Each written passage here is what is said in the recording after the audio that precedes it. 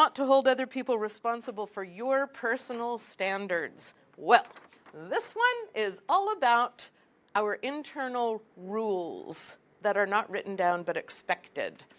So I'll share a little story on this with you. I grew up in a household where my mother had a zillion rules, as parents often do.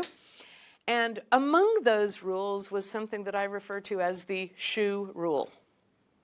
And in her household, I can hear her voice when she says, "Young lady, your shoes belong in one of two places, either on your feet or in your bedroom closet where they belong." They were not allowed to be kicked off beside the couch when I came home from school to watch television or anywhere else. They were either on my feet or in my closet or in transit about ready to be put on or taken off, right?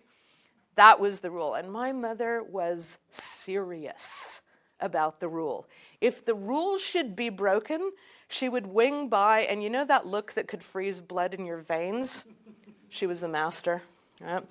She would reach down while I was watching television and still remain in gaze, picking them up.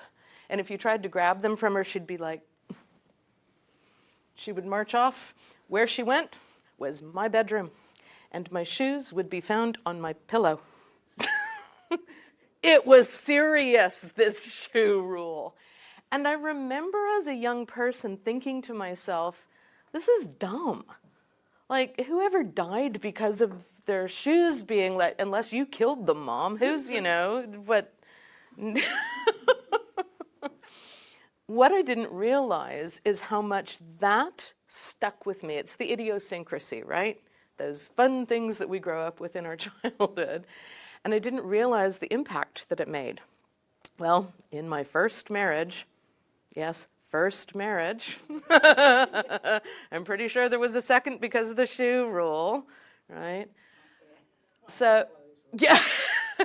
And the beginning of a relationship, everything's peaches and cream, isn't it? Things are cute when they happen like that. And my husband broke the shoe rule for the first time, and it was cute. He didn't know the shoe rule. And then he broke it again, and it lost just a little cuteness.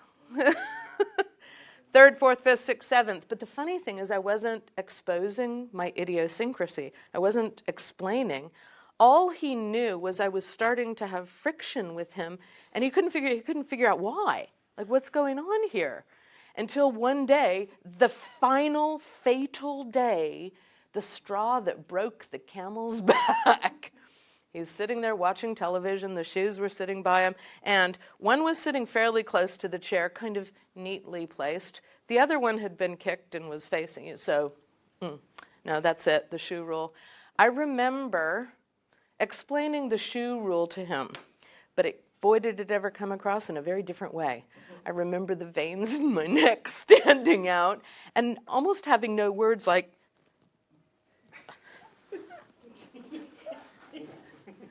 right? What, because you've been here with me? And I remember him looking at me with this quizzical, "I'm pretty sure you're insane, Fran, look." And then out came the shoe rule. And I know he thinks I just grew another head. And even coming out of my mouth, I couldn't help but go, and I am crazy, right? And in that moment, when I finally spoke it out to him, because I had never negotiated it, I had never expressed it, to go, hey, would it be okay if? Could we make an agreement about? Because it's fine for us to have idiosyncrasies, but how about if we negotiated them, expressed them, in a time when our hearts are at peace and not already at war? What would that be like? Do you think maybe he might have agreed to the shoe rule then? Possibly. Well, because I expressed it in the way that I did, which was mistreating him pretty badly, guess what he started doing? Even more shoes. Yep, because he'd been mistreated. Days when I would come home and there would be 7 pairs of shoes lying around the house, his and mine. And he was now stirring and friction, et cetera, et cetera, et cetera. And it all kind of went crazy, didn't it? Yeah. See ya. Well, it's amazing how often these things show up in our lives. And we either don't sit back and go, is this really important? And if so, is it reasonable? And where is it coming from? Why is it there? How deeply am I going into it? How long is it lasting? Right?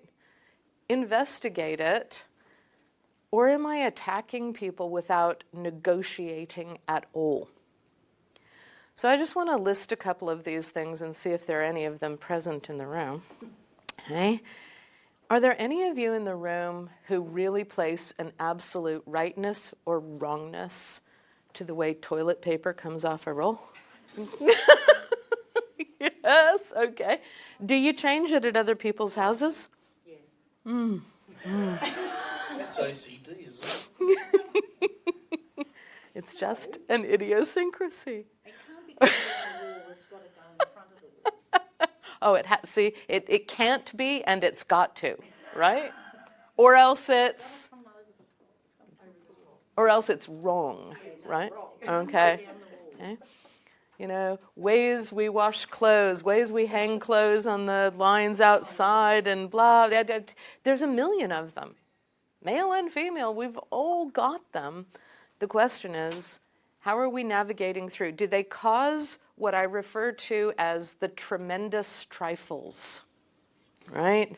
Little itty-bitty things that if we had chatted about them when our hearts were at peace, we probably could have negotiated them brilliantly and maybe even had a bit of fun and a bit of a laugh with them, lightheartedly.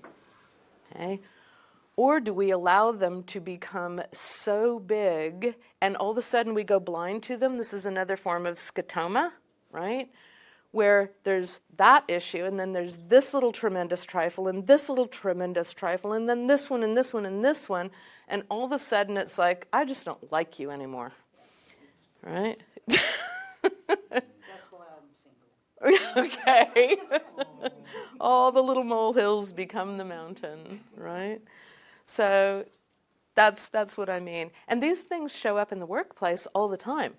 Are there hello rules? Are there goodbye rules? Is it rude if somebody says hello? Is it rude if somebody doesn't say hello? Goodbye in the afternoon. What about somebody borrowing a stapler from your desk? And maybe they put it back in not quite the right place, or, you know, yeah, maybe so. All of a sudden it's just been nicked, yeah. And Your name on it.